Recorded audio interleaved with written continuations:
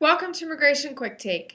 This is Ellie Rutledge Silver with the American Immigration Lawyers Association. Over the weekend, ICE began raids on families from Central America to deport them. Information is still being gathered about these raids, but here to share the latest is Laura Lichter, General Counsel for AILA and AILA past president. Laura, thanks for joining me. What do we know now?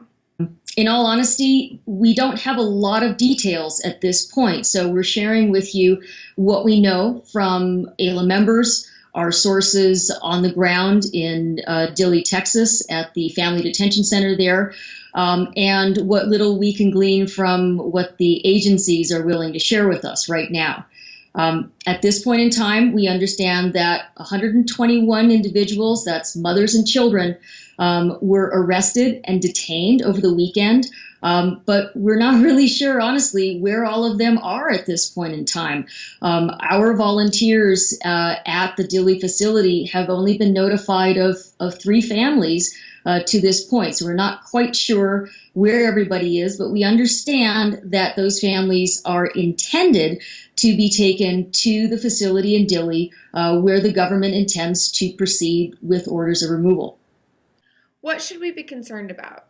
Well, we've got some grave concerns about the fact that these children and women are being detained in raids in the first place.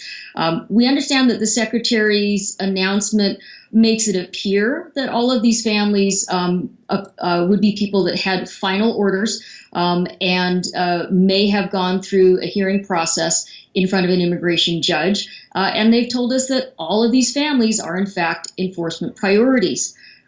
Our real concern here is that if you read the priorities memo carefully, they don't necessarily fit into that category. We've heard several reports of individuals who entered the country, for example, before the January 1st, 2014 cutoff date that's been cited. We understand that other people were in compliance, for example, with orders of supervision, with turn-in dates or check-in dates for 6 months from now, who had agents come to their home at 4 in the morning to bring them in. We've also heard some extremely disturbing reports of some of the tactics used by ICE agents in order to enter people's homes. What can AILA members keep an eye out for? Couple of things to keep your eye out for. First of all is going to be more information, because right now this has been something we've been trying to find out really in a bit of a communications desert. But what we do know right now is that there should be answers forthcoming. The AILA staff is working diligently at this point in time to try to make sure that members have the resources they need to help represent families that are stuck in this situation. That is going to include information on how to contact people who are in the Dilley facility.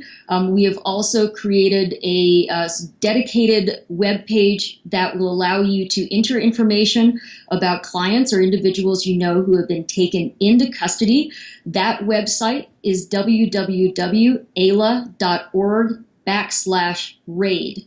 Again, that's RAID singular. If you have any information regarding any clients that have been taken into custody, please go to that webpage and get that information to us. We need it desperately so that we can take the proper steps in terms of advocacy that needs to fight this policy. In addition to those resources, we want to let members know that the Legal Action Center of the American Immigration Council is updating and organizing some of their practice advisories that might be useful for members who have clients in detention.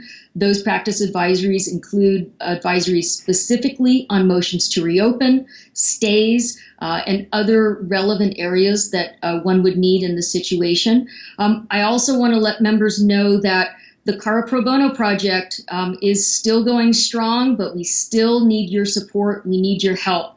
And whether that's your ability to come down and volunteer for a week and really be there on the ground where it counts, helping these families through this process, this rocket docket of screening mass of people through this detention center, and help us really bring some marginal semblance of due process to this, that would be incredible. If you're not able to volunteer in person, we can steer you to financial support as well.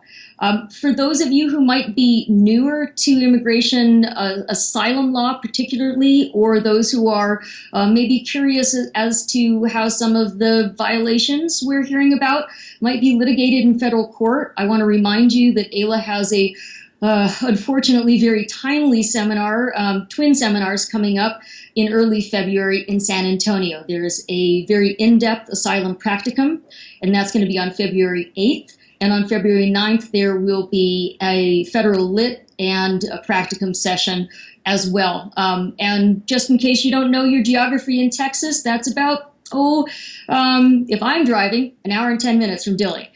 So we hope to see your reports. This information is extraordinarily critical in helping us respond. And we hope to see you, if not in San Antonio, maybe in Dilley. Thanks, Laura, for joining me. For the rest of you, please stay tuned for more updates from the American Immigration Lawyers Association.